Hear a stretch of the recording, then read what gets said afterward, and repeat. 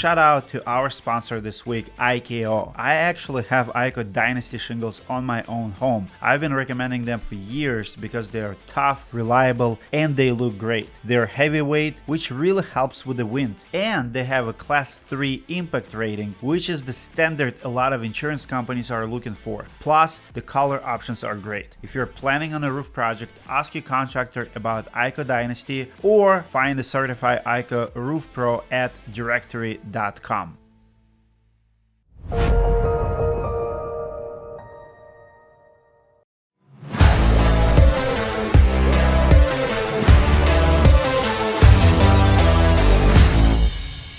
Welcome back to Morning Brew with the Homeowners. I'm your host, Dmitry Lipinski. This is the best show for the homeowners. If you have a tough situation with your contractor or maybe materials, we're here to help you. Today's topic is bad reviews. Reviews can be very helpful. They help you to make the right decisions, but sometimes they go too far. Today we're going to bring you 4 cases where contractors sued homeowners over reviews. Each one ended a little different. I'm joined with Clay Cox, actually ex-lawyer, and Sam Cook here, public adjuster in Minneapolis. So the first story today, guys, welcome to the studio. First one is a crazy one. It's about the roofer who got trolled by the homeowner's sign. I love when homeowners show their character this way. This one is the New York roofer sued a homeowner for defamation after replacing half the roof under the contract. The homeowner had done the other half himself. I just want to know, how did that agreement took place? Like, what kind of competition they have? When the job was done, the homeowner put up a big sign that read, "Major mess by major roofer. Steve Abrams says this is a good job. Come look and you decide. My side is okay." The sign had arrows pointing to each other's half of the roof. The contractor said this ruined his reputation since it mentioned his company, Major Roofing Co., but the court tossed the case. Judges said the sign was just opinion, not a fact, and opinion can be defamation. In the end, the homeowner won and the roofer walked away with nothing. Wow. So what do you guys think? Man, so several of the stories today are about defamation. It might be good to kind of like lay a little groundwork about what a defamation claim requires. And constant disclaimer: this is not legal advice. Former attorney here, but I have seen defamation, read a bunch of these cases, and even did a year-long mock trial case that was centered around defamation. So defamation really has 5 elements, right? One is falsity. What you say has to be untrue. Second is it must be a statement of fact, which is the one we're going to come back to here in a second, that's really pertinent to this set of facts. 3 is publication, like you have to tell somebody. It has to be communicated either in writing or in spoken word counts, and obviously a sign would be a form of publication. And then you got to show fault, like that they met the burden of fault, and it's different for public figures versus private figures. So famous people are treated differently under defamation law. There's a different standard of fault that you have to show. And then lastly, you got to show damages. You got to show that it actually caused financial harm, this false statement of fact that was published, right? So one important thing to note is that truth is the ultimate defense against a defamation claim. So if you say something true about somebody, they can't get mad that you told the world all about it. But the one that really comes into play right here is the idea that it's a statement of fact. You know, statement of fact versus a statement of opinion. And what we see here is that the judge found it to be a statement of opinion, not a statement of fact, which killed the defamation claim. Because if you miss any of the 5 elements of a defamation claim, then you won't be successful. So that's kind of a little breakdown that'll be useful as we talk about some of these cases. But that's the big one here is the idea of statement of fact versus statement of opinion. Well, and ultimately, it doesn't even seem like they gave an opinion, right? The sign read, "Major mess by major roofer. Steve Adams said this is a good job. Come look and you decide. My side is okay." He didn't say anything where the contractor side was. Yeah, he said he didn't say whether it was good, bad. He didn't do anything to your point of saying this is bad, this is wrong, he did something terrible. Ultimately, we don't even know, right? Unless we have photos of what this looked like. Was there one low nail on it? You know, what was the extreme of it? But yeah, to your point, I wonder how this agreement came about in the front end. Like, hey, you do half my roof, I want to do the other half. No reason. Just I just don't want to do that half. I absolutely love it. We actually have a case right now on our YouTube channel, Roofing Insights, where I like it where victims or, when you don't agree with someone and, when there's money dispute and you just go and confront people in a person. We have a case on channel right now where this roofer, this subcontractor owed $68,000. And he, instead of filing lawsuit and it's a very long road, right? So he took his phone and he went to the office and he just confronted the owner. Hey, can you tell me when you're gonna pay me? And the owner was very nasty. It's like, it's all that you made a lot of money with it. Leave my office right now, right? And he published it. He published it on social media. It's going viral, and I love it because I think that we are allowed to take that yard sign and go in front of the business and say, hey, this person is not paying me, or like they owe me money, right? And I would argue that sometimes works even faster in our and helps us more than the court system because people not afraid anymore of courts. Like, okay, take me to court. This lady actually says, take me to court, right? Because she's not afraid, but she's afraid of public scrutiny. What do you think here? Do you think it really cost this roofer damages? I think any publicity is good publicity, and it really depends how you use it, right? Because, John Morgan, for example, had his whole billboards across the country where he had the billboards themselves had their own graphic on that looked like spray paint. Someone said he was evil, all this stuff, and it went viral. Well, he's the one that made them, right? He made the billboards look that way. And this guy very well could have turned it into that same thing, right? If his roof was actually good, he could have gone up and shown, hey, the homeowner's level quality versus ours, the different things. Ultimately, we don't really know. Maybe they did do a terrible job and it should go negative on him. But to your point, yeah, I think it could have been used either way. And for him to come back and try to sue is just kind of a showing of character. Clay, what do you think?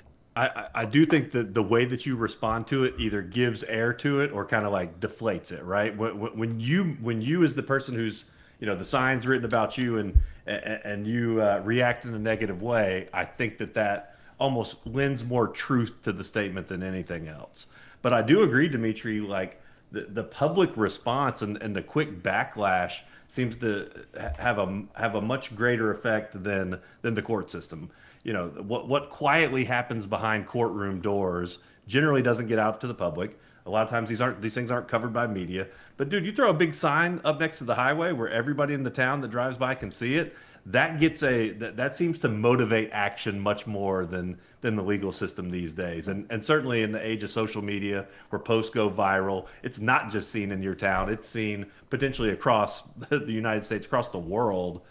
People are much more contractors are much more fearful of that. So the idea that did it cause damage? I bet it did cause some damage for this guy. I bet he did get backlash. It probably did affect his business in a meaningful way. I do keep coming back to the idea, like, how in the world did this roofer get into this mess where a homeowner's done half the roof himself and you agree to do the other half? Like, the roofer in me is every red flag in the book is going up. You just feel like you're walking into a bad situation, something that could easily potentially go wrong. Would not advise my roofer buddies to roof half of my house where the guy says, I'm going to do the other side myself. That seems like you're really setting up for a bad situation. Agreed. I actually did something opposite of this. Back in 2017-18, we did a house in downtown St. Paul. It was a duplex. So one of the hardest roofs we ever done.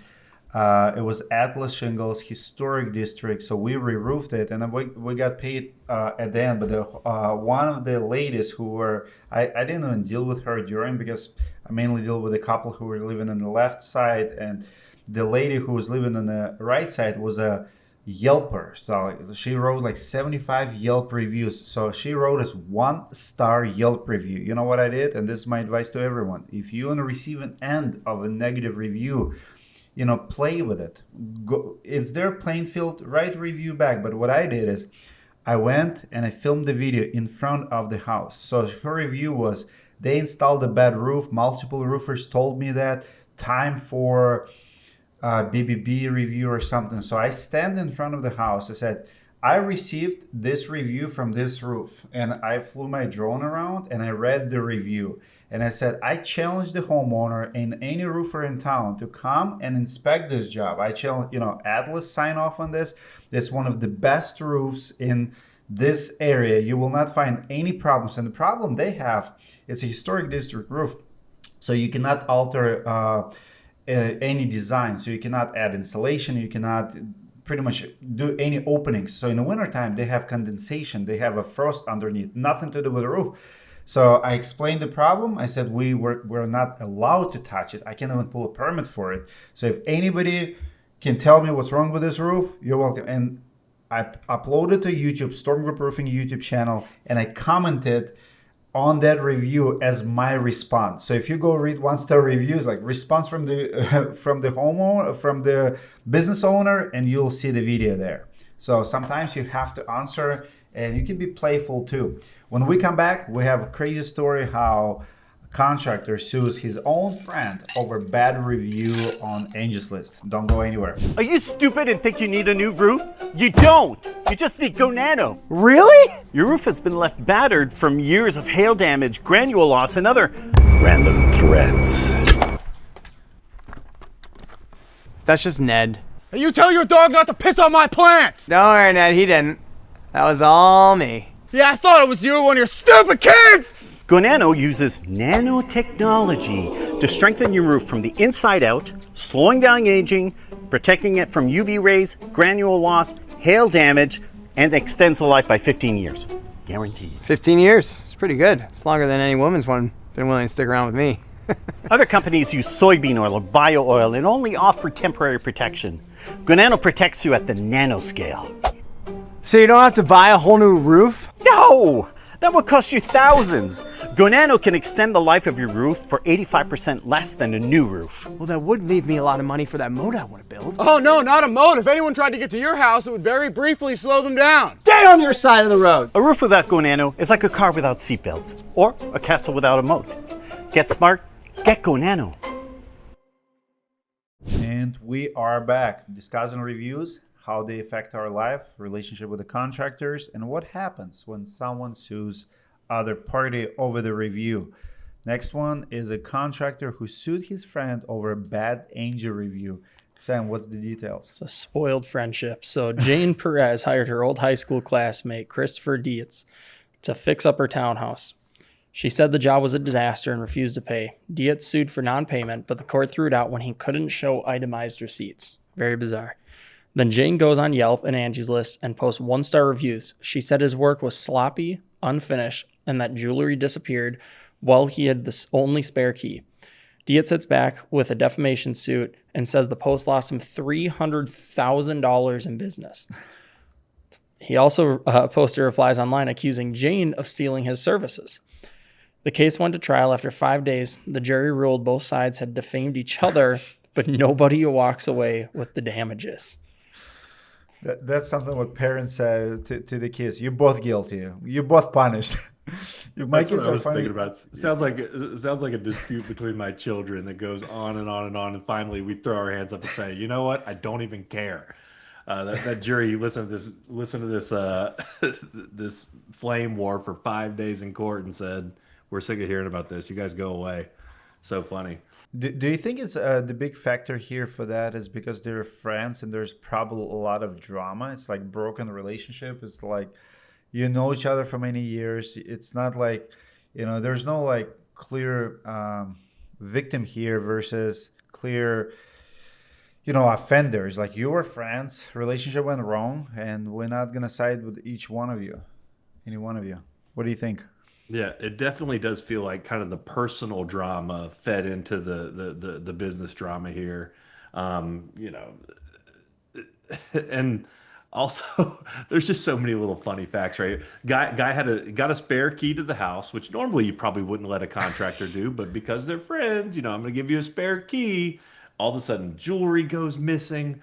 I mean, come on, it's. What so many bad decisions on both sides. It's a good reminder. Mixing friendship and business often goes sour, can affect both, cause the friendship to go bad and the business to go bad. So, careful doing business with your friends. Maybe just hire a professional that doesn't have a key to your house. Yeah. Don't give out keys, and don't leave jewelry laying out, right? That's no matter who it is. The question I have for you, Clay, is, Dietz hits back with a defamation suit. So he goes back after the homeowner for defamation because it lost him $300,000. So he's got, the damages. What else on here? What made this fall apart as a defamation suit? Or do you really think it was just the personalities in the courtroom that they just decided we don't want to hear it? Well, as you think through it, I mean, the one that usually gets you is that statement of falsity. Like, was it true what was said? And oftentimes, I think that's where finders of fact, triers of fact, whether it's a judge or a jury, especially this very much feels like a he said, she said type of thing, where he says this happened, she says this happened. And, reaching that burden of proof where it's more likely than not one side or the other, that's probably what did it. Because it does seem like, there were factual things that were said. Stole jewelry from my house is not an opinion. That's a statement of fact, right? Published, there's things that were said online. So it seems like they're hitting most of those elements. I bet the case likely fell apart in determining who was telling the truth. That's kind of what it feels like. Yeah, no, one part of it mentioned was the fact that the work was incomplete. And I feel like that'd be a pretty easy one to prove. And, ultimately, how do you think the homeowner then went about getting the rest of the work done, right? When you run across people like this, and I'm sure you have, Clay, you've definitely seen it out in the door-to-door space, is like you'll meet someone and they tell you how every contractor they've worked with over the last 20 years has screwed them, lied to them, done a terrible job. And they're like, but you're going to be different. So I'm going to hire you, but I'm going to keep a close eye. And a lot of new reps in the field will go, this is a great opportunity. I can be the shining star and show them the right way. And so did everyone else that went there, right? So when you're dealing with this homeowner, are you going to deal with this homeowner going forward? Or you're going to do the same thing to me? You can also look up the person's name and the reviews. If they already wrote 5, we have these, people in a society now who weaponize reviews. They actually use the reviews to, to negotiate, to threat people. We see them all, all over us. What's the last time you guys wrote 1-star review to someone? Ooh, I did have a recent one. Go ahead. And I even leveraged it to try to kind of what you said. Like I hope I wasn't like holding them hostage, but the threat of the review generally generates action. So without naming any brand names, my wife bought I bought my wife a rowing machine probably 2 years ago, and all of a sudden a piece of it started fraying. The strap started fraying. And we reached out to them to try to get it fixed, and they wanted to charge us like I want to say it was like a $300 fee, which is, almost half the cost of the darn rower. $300 fee to come out and repair this fraying strap. And you look online and other people have had the same problem. So, I did what any good consumer these days would do, went on ChatGPT, gave ChatGPT the facts and said, write me up a potential review for this business. I sent them the review, and magically the guy came and fixed it for no cost, which probably was the right thing to do for like a known defect. But, I guess I'm as guilty as others in that. Sometimes you have to do it. Sometimes you got to do what you're going to do. Yep. Bad experience is bad experience. It's a little case by case. I mean, who's really at fault? Who's wrong? Are you wrong to threaten to blast them publicly, or were they wrong for not doing the right thing in the first place? I'm sure many of these incidents could go either way, but I certainly felt like that rower should have been fixed. I'm glad they came and fixed it after I threatened to blast their butts on freaking Google. My question for you is, did you then take the review down after they did the right thing? Did you then give them a 3-star or 5-star? I never posted the review. I just sent them a proposed review. Oh. And that was enough to get to the result that I felt like was the right result. So smart. I like that. It probably would be nice of me to go give them now the good review. But isn't it funny? Because reviews are so binary. It's like a 1-star review or 5-star review. And we as business owners know you get that 4-star review and you're like, wait a minute, what went wrong? It's like, that's dragging down my 4.9 with the 4-star. So it's interesting because, we live in this age of everything's great or everything's horrible. And even a 4-star review feels like a loss to the business owner, feels like, something wrong that's harming their reputation. But honestly, I probably did have a 3 or 4-star experience with that row machine. 100%. What about you? 1-star reviews recently? I don't think I've ever brought myself to do it. Really So- can't. Maybe I'm too Minnesota, too passive aggressive, but rarely have I got anything that was that extreme and the company didn't then resolve. You know, I think it's been years, like years and years and years. Like I don't remember the last one. I'm pretty sure I did. you almost And- left Chipotle one a couple of weeks ago with the Yeah. slow scooping. But no, I was in Dallas for Win the Storm conference last week, and it's the first time I did Lyft or Uber 1-star review. This guy almost killed me like twice. So I was going in the morning to Lifetime to do the sauna. So you know I'm already on my edge. I need my sauna. I'm running late, right? Anyway, so it's a downtown building. So the sauna actually, Lifetime Fitness is like on the 7th floor of this building, but you can see the sign. So this guy drives in sudden stop like crazy. So to the point where the guy behind us got so pissed. I'm like, what are you doing? Caught us. And it almost turned into road rage. He's like, what are you doing? Because he almost hit us from the back. It gets worse. So he goes forward. I'm not saying anything. So he's like, where do I get in? I'm like, sir, I give you the address. I don't know. I see the building. You see the building. Just get me there. So he misses the turn, go around, and does it again. So he goes around and sudden stop again. Should I turn there? And not following his GPS. GPS says forward. And he's like, should I go there? People from behind using horns again. I'm like, dude, like, where did you learn how to drive? Like, no, you don't go here. You have your GPS. Just follow your GPS. Now I'm starting getting super irritated. People are like all over us, behind us. Like, what are you doing? And anyway, so he misses turn again. I said, please stop right here. I'll walk. He keeps driving. I'm like, please freaking stop the car. I'm not I don't feel safe for another round of this. So I opened the door and I'm like, you know what? You're getting 1 star. And I told him, you're getting 1 star. It was the worst ride of my life. You almost killed us twice, because it was high speed. It was right off the highway. You don't sudden stop like that. And you're not on the road base. He also was probably last name Patel. That's how they drive in their culture. And they come here. Did you see the guy in Florida who killed 3? Like, that's how they drive. Like, semi-truck, he was doing U-turn and 3 people smashed into it. Like, they think, okay, I'm on the road, I need to stop, I'll just stop. There's no rules. No, there's freaking rules. And especially when you work for Uber. Anyway. I was with an Uber driver not too long ago who was explaining to me the vetting processes of Uber versus Lyft. And apparently Lyft has even lower thresholds for becoming a Lyft driver. So that's kind of interesting. You want to make sure if you're getting in the car with somebody, you're literally putting your life in their hands. If you're going to go 70, 80 miles an hour down the highway, that seems like it's like a burgeoning area of tort law too. Because heck, Sam, you mentioned John Morgan earlier. They're running all sorts of commercials now for Uber and Lyft cases where people were harmed by Uber or Lyft drivers and are seeking recourse. Oh, it's a big thing. And I think that's where society is now. So we have a lot of Karens. Nobody likes Karens, so who writes like this 1-star reviews. But we also have a lot of bad providers. So there's a lot of anger. I just saw other day Uber driver hit someone. Like, passenger told him something. He literally opened the door and just knocked him out on the parking lot. And guy got knocked out down. So I think Uber has their own police. They investigate like 4,000 cases per year, like sexual assaults. That's why my dad does it, and he asked me to give him a camera because other day one of his friends doing Lyft throw chips at him and or fries or drink, and the guy got fired from Lyft, and he could not prove that it was not his fault because the passenger actually reported him. So I think if you work for Uber, you must have that camera.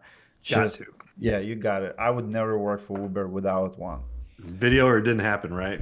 Always on camera. Absolutely. What a story. What a day today, guys.